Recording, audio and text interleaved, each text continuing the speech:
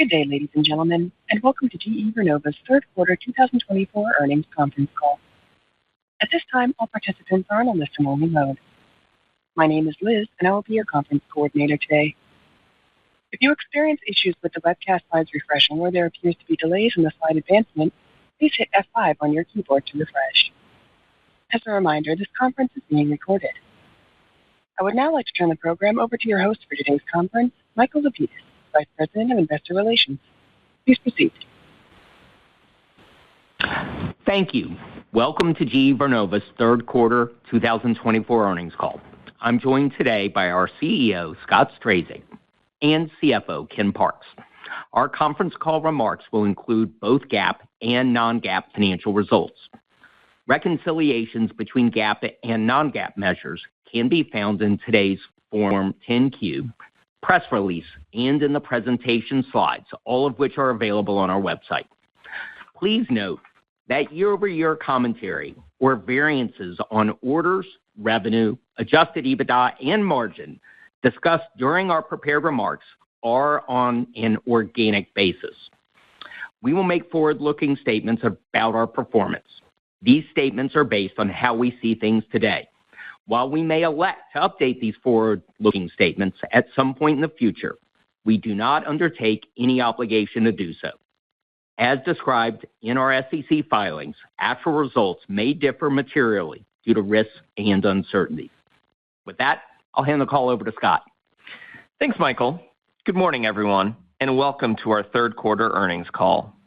We continue to gain confidence and conviction in the growth trajectory ahead for GE Vernova. We are in the early innings of an investment supercycle in the expansion and decarbonization of the electric power system, driven by increasing demand for power, increased focus on energy security, and rising grid investments. The GE Vernova purpose has never been more clear, and we are excited to have published our first sustainability report last month. Our objective with this report is to provide metrics on our progress in electrifying and decarbonizing the world while ensuring the communities we operate in thrive and simultaneously get better each year in conserving resources with our own operations. A quick discussion on a few of the sustainability metrics we'll measure and update each year. In 2023, we added 29 gigawatts of new capacity to the grid globally, with 42% in developing markets. The carbon intensity of this capacity is approximately 25% below the global average carbon intensity of the existing global power sector and has the potential to avoid 20 million metric tons of CO2 per year. I share these examples to reinforce our true north in both adding capacity to the grid each year while driving towards a more sustainable electricity system. These sustainability metrics align our broader purpose with our multi-year financial ambitions to deliver attractive returns for our shareholders. Turning to slide 4, I will spend a few minutes on each of our segments. Our power segment, led by gas power, delivered strong double-digit orders and revenue growth with over 200 basis points of margin expansion. Power orders increased 34% this quarter, driven by substantial equipment demand, both for HA and air derivative units, as well as services. Year to date, we have booked approximately 14 gigawatts of orders for new gas turbines, nearly double last year's level. We expect the fourth quarter to be our largest equipment orders quarter of 2024. As discussed in September, we have now secured capacity to deliver between 70 to 80 heavy-duty gas turbines per year, starting in 2026, up from 55 in recent years. As we look at the anticipated orders profile for 2026 and 2027, even with this capacity expansion, manufacturing slots are scarce. In addition to equipment demand growth, we are seeing services demand in our installed base grow meaningfully. As customers aim to get more capacity and better performance out of their plants, we expect greater demand for upgrades, driving gas services growth. Today, we deliver about $2 billion of upgrades annually in our gas business, and we anticipate this could grow by 50% by the end of the decade. There is a lot to be excited about, in our power segment. Electrification is our fastest growing segment, delivering a 24% revenue increase in the quarter, driven by stronger volume and price. Demand for our products remains strong as customers modernize and invest in critical grid products, such as HVDC systems, transformers, and switchgears, which are essential to ensuring a reliable electricity system and connecting new generation sources. Over the last 2 years, we have seen our equipment backlog grow meaningfully and profitably, and we are on track to more than triple this backlog by year-end 24 from year-end 22 levels of just over $6 billion. This quarter, Electrification achieved double-digit EBITDA margin for the first time, with expansion of nearly 700 basis points. Demand trends and improving execution are driving an acceleration in margin expansion, increasing our confidence in our trajectory going forward, and we expect this business to consistently deliver double-digit EBITDA margins from here. Turning to wind. In onshore, we continue to improve on our profitability, expanding margins and delivering our most profitable quarter in a number of years. We remain cautious on the timing of the inflection for orders, but have positioned this business to deliver high single-digit EBITDA margins on approximately flat revenue this year.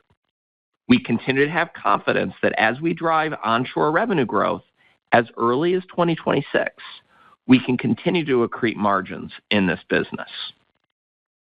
In offshore, we've had a difficult 4 months and are disappointed given the impact on our customers and on our financial results with a significant loss we took this quarter.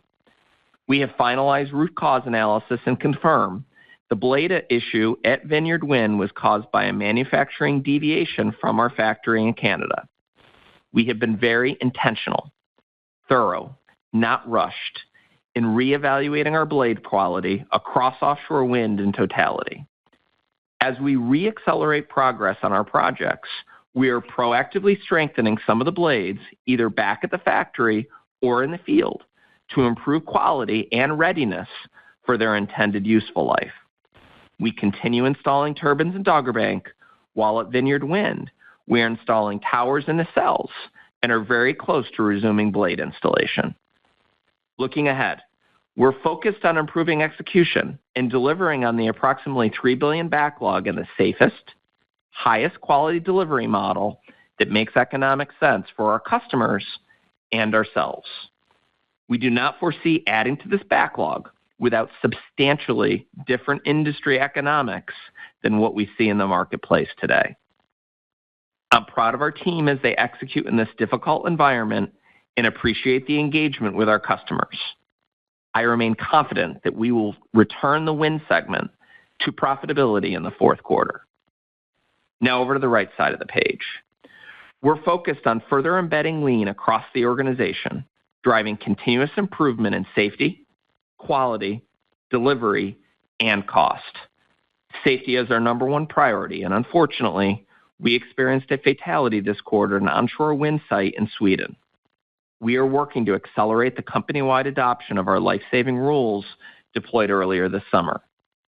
Turning to quality, an example of how we are implementing lean in our onshore wind business is our workhorse turbine strategy. Today, we have over 2,000 of our workhorse 2.8 megawatt wind turbines that we've commissioned in the last 2 years. These units are performing at approximately 98% availability due to our focus on reduced variance and repeatable operations to drive better quality. On delivery, we are leveraging lean to increase output of our existing manufacturing footprint with limited capital spend needed. As an example, in our power transmission business within grid, we will double the capacity of the manufacturing output of this business, with 75% of the expansion coming from core lean improvements driven by better asset and labor utilization. The remaining 25% of the capacity increase will come from site expansions. On cost, we announced a planned reduction in our offshore wind headcount as part of our efforts to streamline our wind business, to make it more efficient, and to improve results. We are operating the wind segment as one global business with 3 main product lines: 2 in onshore wind and 1 in offshore wind, with increased visibility, improved learnings across the teams, and a better cost structure. We are also driving meaningful productivity with our suppliers in the large electrification projects that we have secured in backlog in the last 21 months. This progress continues to strengthen our confidence in our ability to deliver this growing backlog in electrification for our customers, while substantially accreting margins in this business going forward. Turn to the next slide for a look into our third quarter financial performance. We delivered a solid quarter with double-digit orders, with services up almost 30% and double-digit revenue growth, as well as significant margin expansion at power, electrification, and onshore wind. That said, our quarter could have been even stronger if not for the quality and execution challenges in offshore wind, which we are addressing and learning from to make us a stronger company going forward. We generated substantial free cash flow and increased our cash balance from $5.8 billion in 2Q to $7.4 billion in 3Q. During the quarter, we sold a 16% ownership stake in GE Vernova T&D India, part of the electrification segment, at an attractive valuation that generated approximately $700 million of pre-tax proceeds. This transaction demonstrates how we intend to run GE Vernova.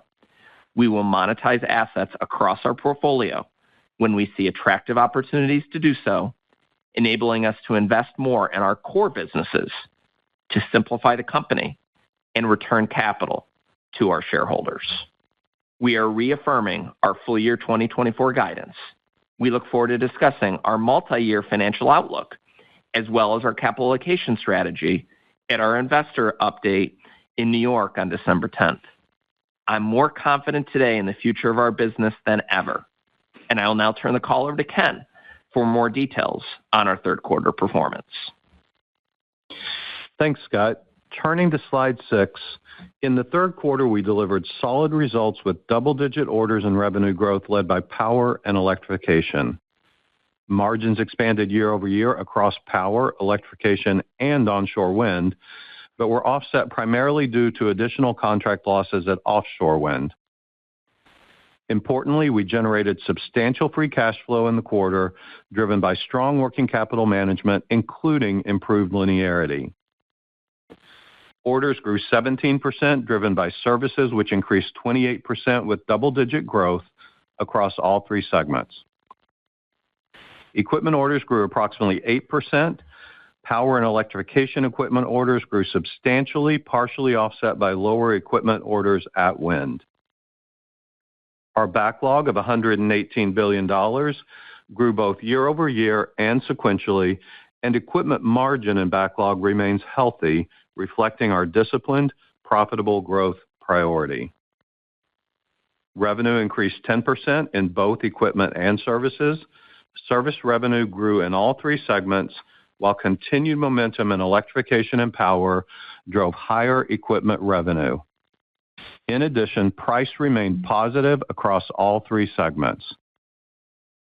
Adjusted EBITDA continued to reflect higher, more profitable volume, price, and productivity in the quarter. On an organic basis, electrification realized nearly 700 basis points of margin expansion, and power margins expanded more than 200 basis points.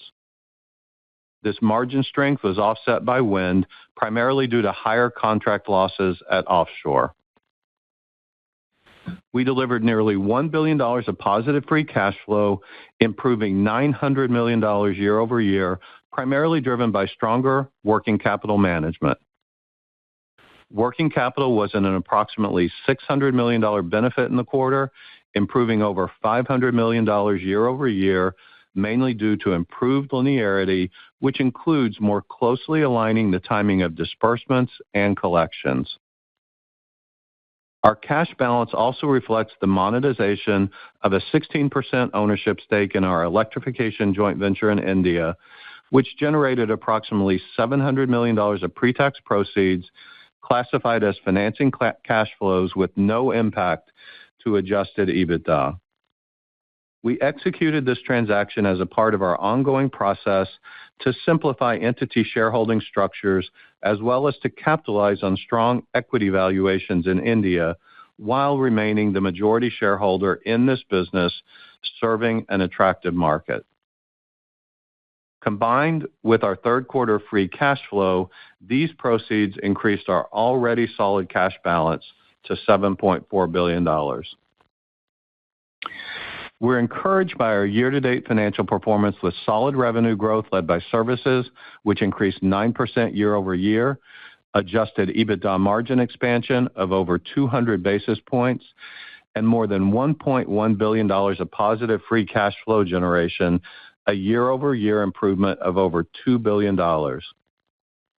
Our backlog growth in both services and equipment provides an excellent foundation for continued strong financial performance. Turning to Power on slide 7, the segment delivered another strong quarter with continued double-digit orders growth, increasing revenue, and further EBITDA margin expansion. Orders grew 34%, led by higher equipment and services at Gas Power. Gas Power equipment orders increased 40% as we booked 9 HA units in the quarter, which exceeded the total number of HAs booked in all of 2023. We also booked 15 aeroderivative units in the quarter, almost doubling units ordered in the third quarter of last year. Power services orders were up 29% due to higher demand from outages and upgrades. The robust demand for gas equipment and services is driving further growth in our backlog. Based upon the backlog, we're funding capacity expansion from customer orders and related down payments to enable delivery of 70 to 80 heavy-duty gas turbines annually starting in 2026. Revenue grew 13%, driven by Gas Power. Services increased mainly from higher outage volume as well as price. Equipment revenue reflected growth in HA gas turbine deliveries. EBITDA increased 45%, resulting in 240 basis points of margin expansion as higher volume, productivity, and price more than offset the impact of inflation. We're using lean to drive better operational execution and productivity, which is improving equipment profitability. For example, the heavy-duty gas turbine team enhanced standard work from underwriting to execution through a series of kaizens. This work has resulted in a 20% improvement in quality controls so far this year, generating productivity and margin expansion. We continue to leverage lean to drive better financial results and better outcomes for our customers. Looking at the fourth quarter, we expect gas equipment orders to accelerate. We anticipate higher HA deliveries and services revenue to be offset by lower aeroderivative deliveries, resulting in relatively flat revenue, EBITDA, and margin compared to a strong 4Q23. We also expect continued productivity to offset inflation. At Wind, onshore delivered its most profitable results in 12 quarters, while we incurred additional offshore contract losses related to the impacts of recent blade events and expected project execution delays. Wind orders declined 19% due to lower onshore equipment orders outside of North America, as we remain selective about the markets we serve. In offshore, we remain focused on executing our existing challenged backlog. Revenue decreased slightly in the quarter. In offshore, the impact of execution delays resulted in lower revenue, partially offset by a settlement of approximately $500 million for a previously canceled offshore project. In onshore, revenue grew due to higher North America equipment and services despite lower volume outside of North America.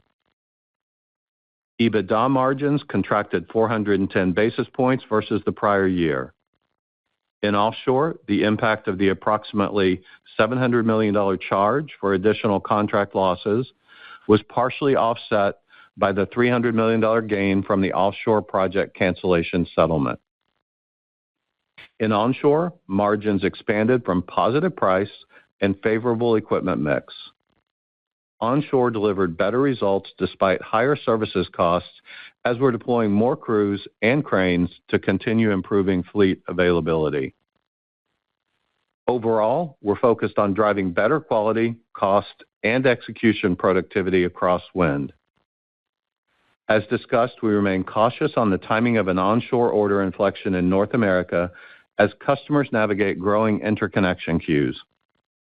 We do expect the wind segment to grow revenue and EBITDA substantially in the fourth quarter as we deliver more higher-margin onshore equipment volume out of existing backlog. As a result, wind should be modestly profitable in the quarter, given stronger onshore results. Turning to electrification on slide 9, we had another quarter of robust demand, significant revenue growth, and EBITDA margin expansion. Orders grew 17%, driven by the increasing need for grid equipment. Within grid solutions, orders remained strong in the U.S., particularly for switchgears. In addition, electrification services orders grew 23%. Revenue increased 24%, driven by grid solutions, with meaningful growth in switchgears and transformers, and by power conversion. EBITDA margin expanded nearly 700 basis points on strong volume with continued price and productivity. The segment achieved its first quarter of double-digit EBITDA margins, with all electrification businesses expanding margins in the quarter. We continue to see strong demand and price resulting in electrification revenue growth and substantial EBITDA margin expansion. Equipment orders are outpacing revenue, further expanding the equipment backlog to approximately $19 billion, up almost $6 billion compared to the third quarter of 2023. In the fourth quarter, we anticipate further equipment backlog growth driven by continued order strength at healthy margins. Revenue should increase year over year, but at a more modest rate relative to year-to-date performance, given the comparably strong revenue in 4Q23. We expect continued margin expansion from higher volume, favorable pricing, and productivity. Turning to slide 10 to discuss guidance. While I touched on the fourth quarter for the segments, for GE Vernova overall, we expect solid year-over-year revenue growth and adjusted EBITDA margin expansion from higher, more profitable volume, pricing, and productivity, despite losses at offshore. We expect fourth quarter free cash flow to be lower year-over-year as quarterly cash linearity improves. Given we booked our largest onshore order in 4Q last year, the SunZia Wind project, we also expect lower down payments. In addition, we anticipate higher taxes as a result of our EBITDA growth, along with higher CapEx, primarily to support future capacity expansion in gas power and electrification. For the full year, we're reaffirming our 2024 GE Vernova guidance as stronger performance in power and electrification is offsetting additional losses at wind. We continue to expect revenue towards the high end of $34 to $35 billion, adjusted EBITDA margin to be in the range of 5 to 7%, and free cash flow to be between $1.3 and $1.7 billion, but trending towards the higher end of the range. By segment, in power, we continue to expect mid-single-digit organic revenue growth, with EBITDA margin expansion at the higher end of 150 to 200 basis points from services strength and productivity. At wind, we still anticipate revenue to be essentially flat year over year. Positive price, productivity, and cost savings in onshore are expected to partially mitigate losses in offshore. As a result, we expect segment EBITDA to move closer to profitability, improving nearly 50% compared to the $1 billion loss in 2023. In electrification, we now expect high teens revenue growth, giving us increased confidence in achieving the upper end of high single-digit EBITDA margins for the year. We're very encouraged by the growing strength we're seeing at Power and Electrification, and we're taking steps necessary to deliver better financial results at Wind. We remain committed to maintaining our investment-grade balance sheet, and we're growing our cash balance. We look forward to providing you with details on our multi-year financial outlook and capital allocation strategy at our December 10th meeting. With that, I'll turn it back to Scott. Thanks, Ken. We are pleased with our performance so far this year and excited about our future as we help our customers electrify and decarbonize the world. Market dynamics continue to drive strong demand that will lead to multi-decade growth for GE Vernova and continue creating value for our stakeholders. Specifically, our Power segment generates approximately 70% of its revenue from services, and we expect this segment to deliver continued margin expansion with growing free cash flow for a number of years. We expect to continue expanding margins in onshore wind, and we are vigorously addressing the challenges in offshore wind. In electrification, we are seeing customers significantly increase grid-related investments to improve reliability and connect more zero-carbon power sources. We expect this segment to also deliver higher margins in the years to come.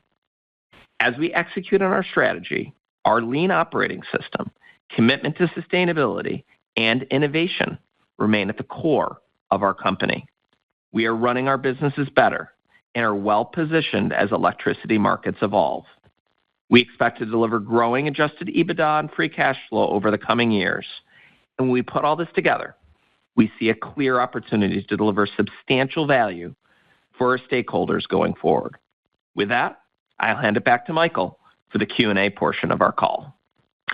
Before we open the line, I'd ask everyone in the queue to consider your fellow analysts and ask one question so we can get to as many people as possible. Please return to the queue if you have follow-ups. Operator, please open the line.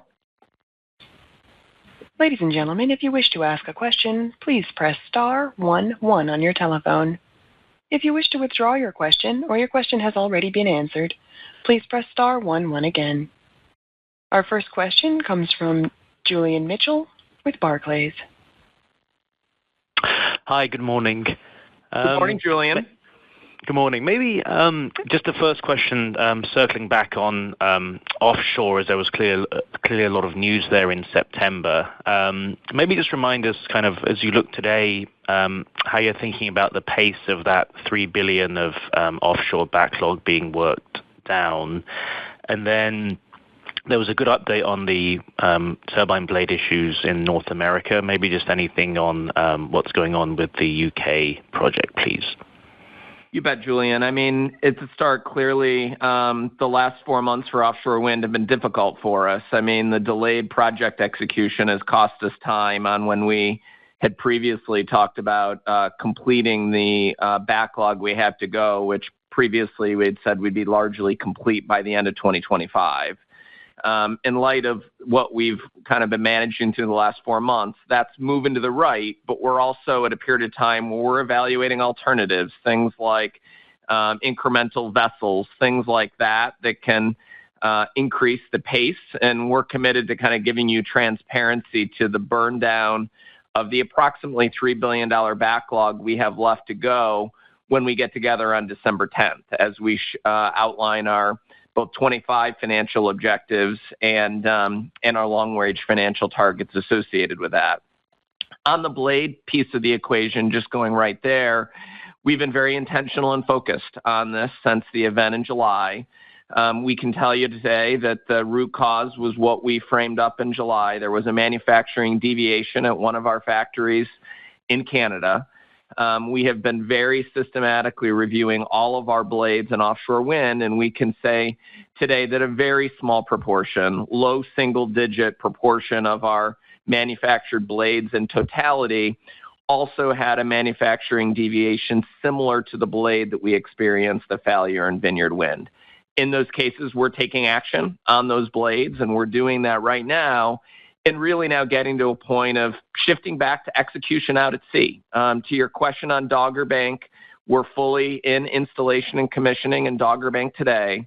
In the case of Vineyard, we have been installing both towers and nacelles and just got guidance to start to begin reinstalling blades at Vineyard yesterday. So I think this blade chapter, we've learned a lot from the last 3 to 4 months, and now this is back to project execution, and we'll give you more on the burn down of the $3 billion to go on December 10th. And Julian, I would just add, where we are, it's important to understand that as we've taken that $700 million charge, we've taken into account all of the things that Scott has outlined. So in other words, we know that there's costs for blade remediation. There's also this extension of the delivery timeline, which we have some current estimates at, but we'll continue to work through it, both on how it may impact the Vineyard Wind project as well as the Dogger Bank project. So the important thing to consider is we've done a lot of work. The teams have done some outstanding work to make sure that we're staying ahead of this with the customers and making sure we're delivering on our commitments there. But we have attempted our best effort in those charges to encapsulate all the costs that's going to come along with that. So the numbers that we give you are as clean as they can be as far as what it takes to deliver. Our next question comes from Nicole DeBlase with Deutsche Bank. Yeah, thanks. Good morning, guys. Good morning, Nicole. Good morning, Nicole.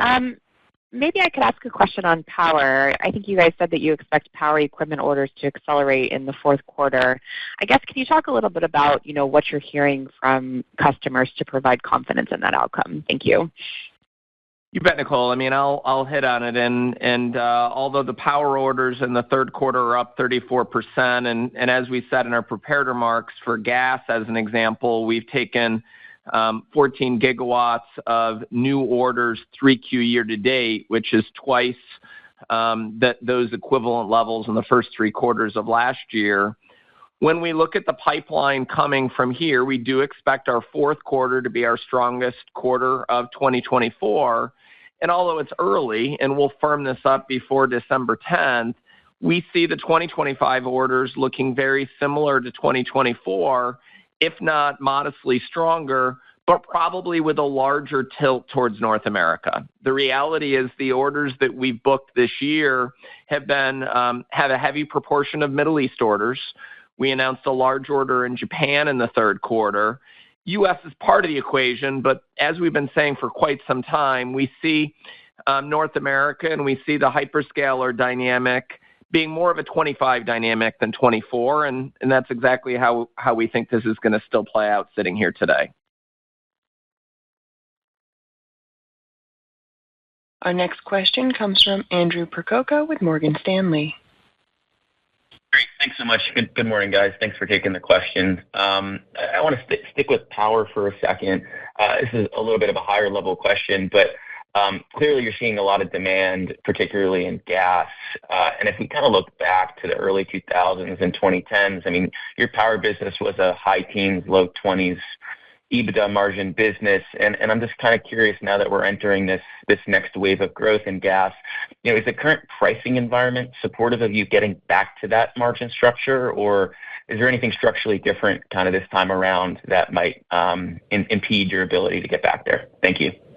Thanks, Andrew. I mean, at the start, candidly, we have a much larger services business today than what we would have had at that comparison point because we've been growing the fleet all of these years since then. So at the start, we've got an incredible services annuity stream that's going to sustain itself for a long time.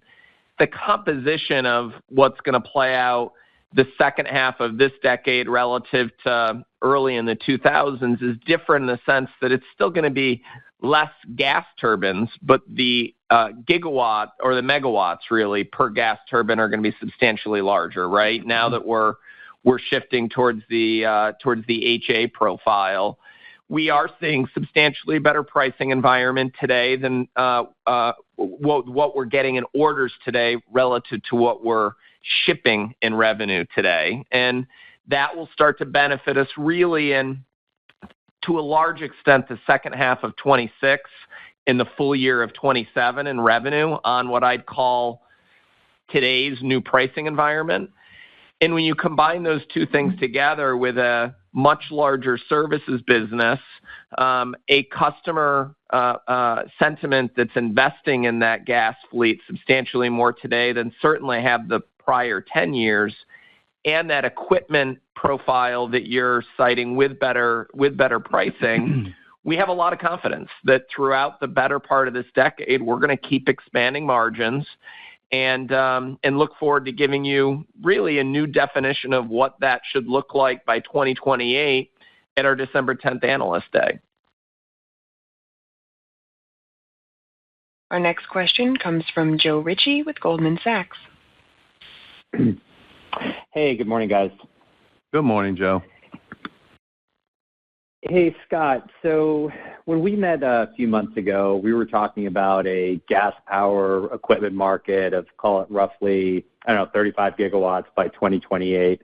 And it seems like that market has basically effectively doubled overnight. And so the real question I have longer term, as you kind of think about the next few years, is this the new run rate for that business from an order perspective? And then specifically as it relates to capacity, we know you're increasing your own capacity. Any update that you can give us from the supply chain on their ability to meet, faster growth in the next few years? Thanks, Joe. I'd say the orders level that we're seeing for 2024, which, again, as I said before, 14 gigawatts, 3Q year to date, twice where we were last year, and the fourth quarter should be our strongest quarter. When we package that for 24 and then look at 2025, at minimum, based on the visibility we have there, we see 2025 being at equivalent or modestly better orders levels than 2024. And that we can clearly see in front of us and are very comfortable articulating. There is a healthy pipeline, beyond that will work, but we can say that with quite a bit of definition for 24 and 25, that very quickly, by the time you get into the first quarter of next year, we're really going to be focused on filling slots primarily in 2028. And that is at that level of 70 to 80 gas turbines per year, probably on the lower end in 26, the higher end beyond that because the capacity starts to cut in the middle of 26. We don't necessarily see today going materially higher than that 80 number that we've talked about most recently, but we're looking at tactical ways to go modestly above that if and when it makes sense. But it's not likely to be another material shift to the extent today's run rate of 55 gas turbines a year. We've now secured capacity to 80. That took us 6 months working with the supply chain to secure.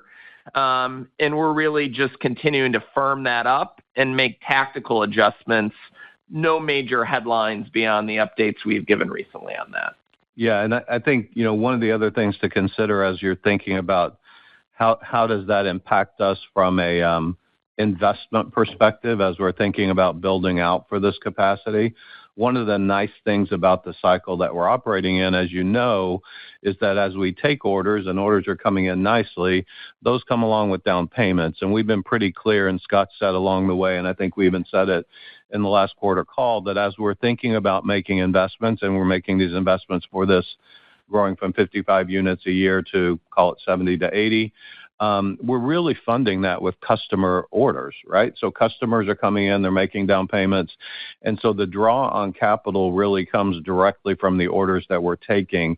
And I think that's a really important thing to kind of build into your thinking around how we as a management team are making very disciplined decisions around those investment levels.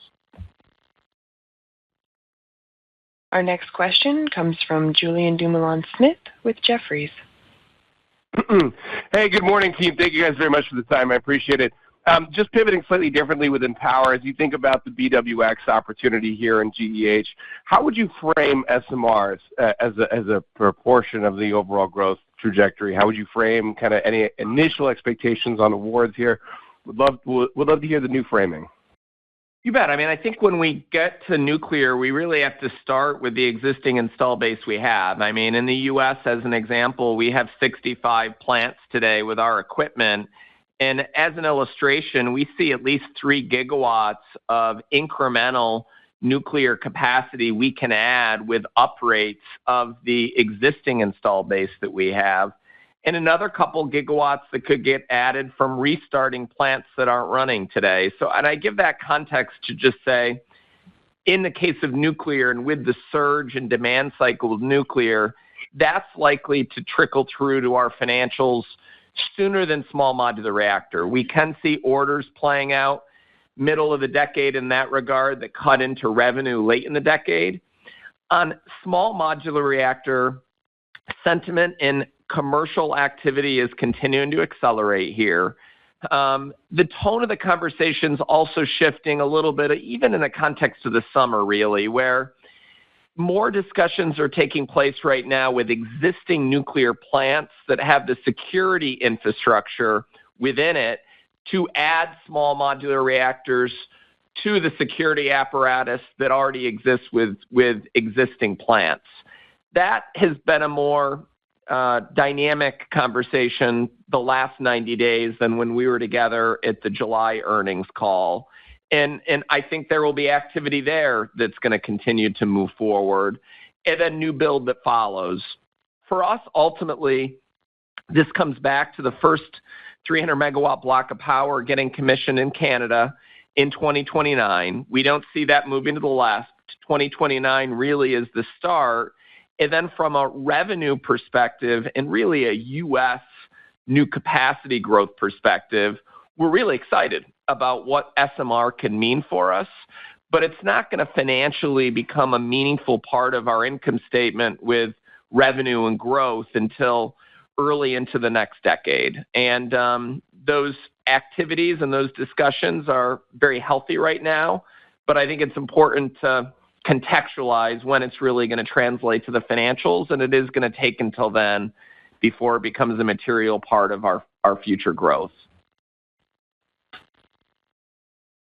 Our next question comes from Andrew Obin with Bank of America. Yes, good morning. Good morning. Good morning, Andrew. Just to follow up on JDS's question, it seems that the customer profile, particularly on the nuclear side, is changing. We see a lot of headlines about hyperscalers sort of trying to get their own expertise in running these assets. Could you just talk about how the channel is evolving, and are you disadvantaged in any way, shape, or form? Because, I can see how in gas turbines, your traditional customers coming back is a big positive, but these customers do not necessarily have experience with GE. You don't necessarily have a reputation with them.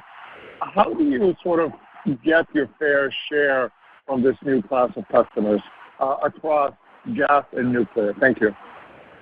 Yeah, I would say on nuclear, Andrew, going back to that, I mean, when I think about COP28 last year in Dubai and thinking about 22 heads of state talking about tripling the nuclear capacity in the world by 2050, it's going to be an all the above dynamic with new nuclear add. There's going to be large conventional blocks of power added. There's going to be multiple small modular reactor technologies that are going to be part of the equation.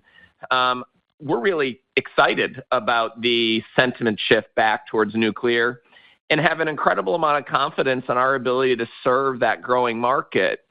To be clear, a lot of the market sentiment would call it new archetype of customers that are interested in nuclear power are going to ultimately, in most cases, still have a traditional nuclear operator running those plants. And those traditional nuclear operators are the bread and butter customers that we have thrived with for decades.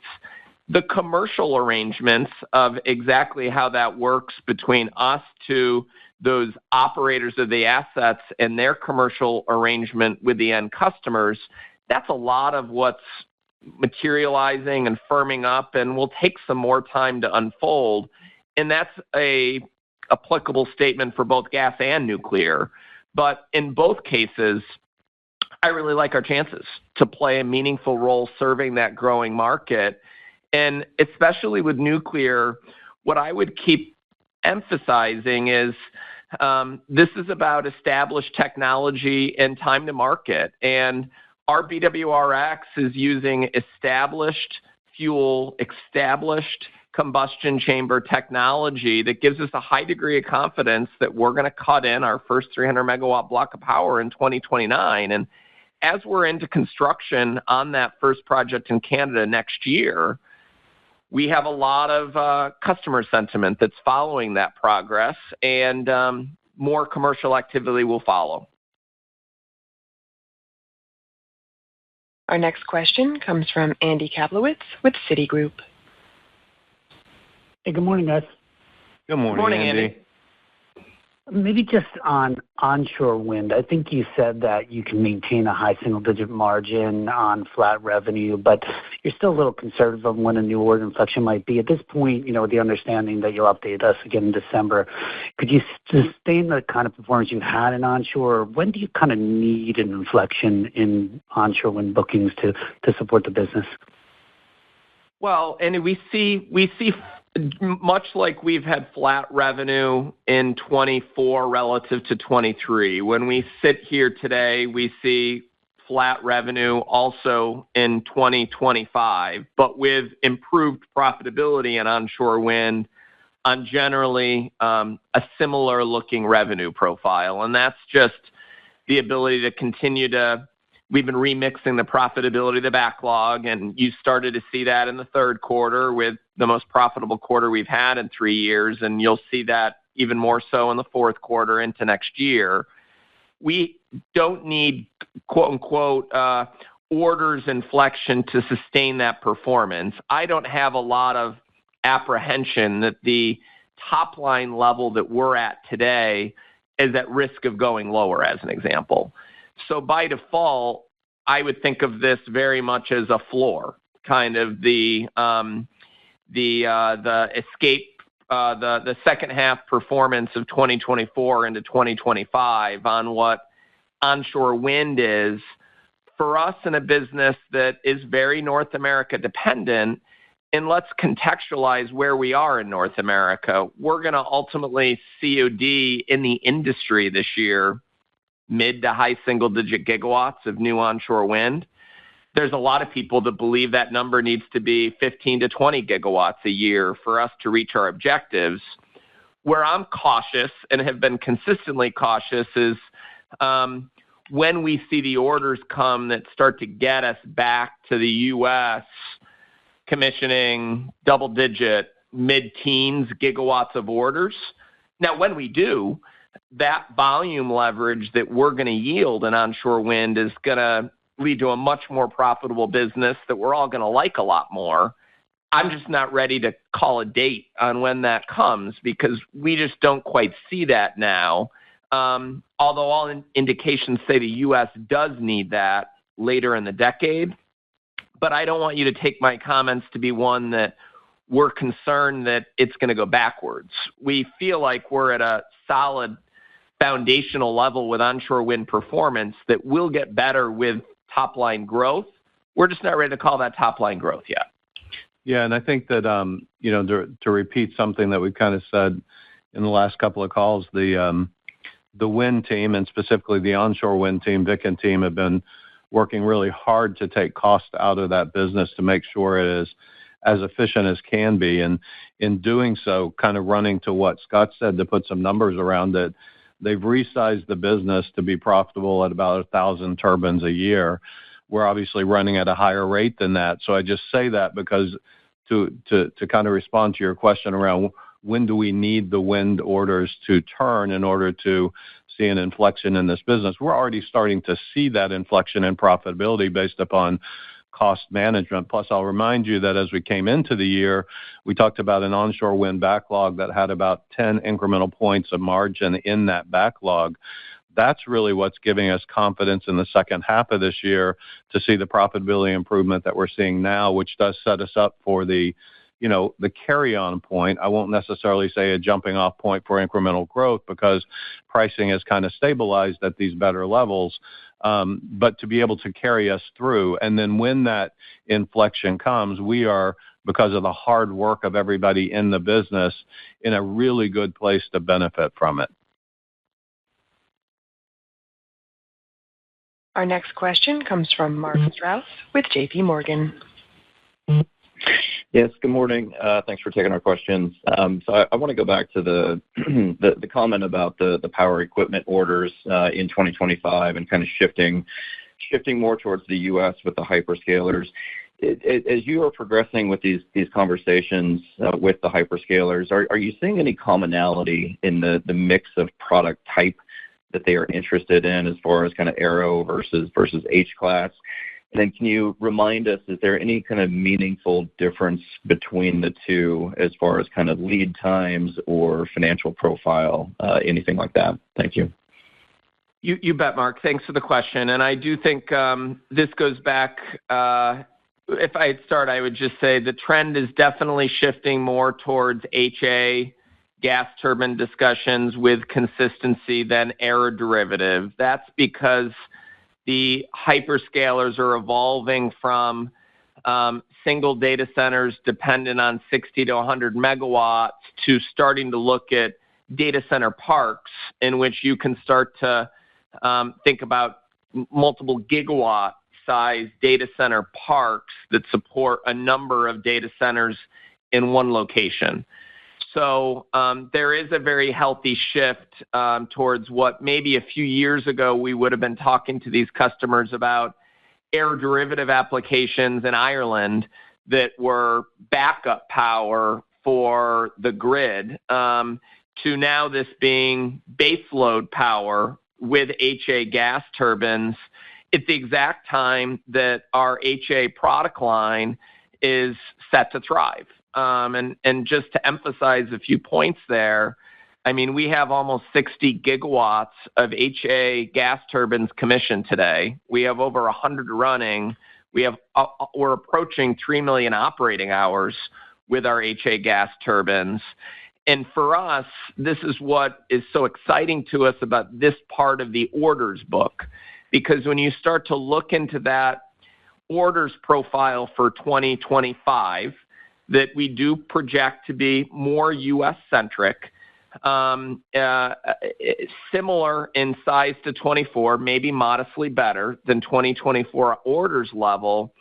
You're seeing very good equipment economics, but then you're also adding more baseload machines that are going to run a substantial amount of the year. So the services calories for us on this equipment opportunity in the life cycle economics are just especially good because you've got the capacity adds and the services calories over the long term that we're really excited about. And that's all part of why, with confidence, we could make the announcement we did in September that we were adding more capacity for gas from the 55 to the 70 to 80 a year because the life cycle economics are so compelling. And frankly, the payback was so attractive because you've got the equipment margin to keep the payback quite tight. But these are going to run at a baseload level for a very long time. Operator, we have time for one last question, please. This question comes from the line of Chris Dendrinos with RBC Capital Markets. Yeah, appreciate you squeezing me in here. I guess I wanted to hit on electrification here. And I guess specifically, order demand continues to build. We've heard that the HVDC market could have a backlog out into 2030. So the question is, do you have the capacity to support the demand in electrification? And then on top of that, are you continuing to push prices higher quarter on quarter, or is that kind of leveled off here? Thanks. Chris, I appreciate the question. I mean, there's a lot, just to reframe this for a moment, I mean, there's just a lot to be excited about with electrification today. I mean, you cited what we've been talking about, which is the backlog will be more than triple what it was in the beginning of 23 by the end of the year. we are continuing to see price in today's environment, so we don't feel like we've topped out there in a way that Ken mentioned earlier, where in onshore wind, as an example, that's really leveled off. We're not there today in electrification. Part of why in our prepared remarks we are intentional to talk about things like the electrification, the transmission business, is the power transmission business is we've worked hard over the first 9 months of the year to get to a point that we have a high degree of confidence that we're going to double the capacity of that business, and 75% of the capacity is just coming with managing the assets better, managing labor better, adding shifts that doesn't really require CapEx. There's about 25% of the growth to double that does require CapEx, that's site expansion. So we use that illustration to just say it would be a lot harder for us to meet this growing demand if we were doing it with greenfield operations. That's not what's happening here. The reality is I've been around these businesses for a while, and broadly the call it energy businesses for a while. And for a big part of that period of time, we had overcapacity and an industrial footprint that was a financial drag. That same industrial footprint, most explicitly in electrification, is now a catalyst that allows us to drive towards growth more capital efficiently and time efficiently than others, because we're using existing footprint that has the factory, that has the connection to the railroads, that has the electricity source already. And that's frankly where we're seeing the electrification business continue to fulfill faster than we thought. I mean, you saw 24% revenue growth in the third quarter. It's because they're continuing to make real progress here, executing on their backlog a bit faster than we anticipated when the year started. And now we need to work our way through a budget process in November and share that with you on what it looks like for 2025. But we're excited about that trend. So that's a long-winded, context or explanation to say, yeah, the backlog is up substantially, but we have a lot of industrial assets that we're demonstrating ability to manage very efficiently. That's going to allow us to grow into this in a very attractive way.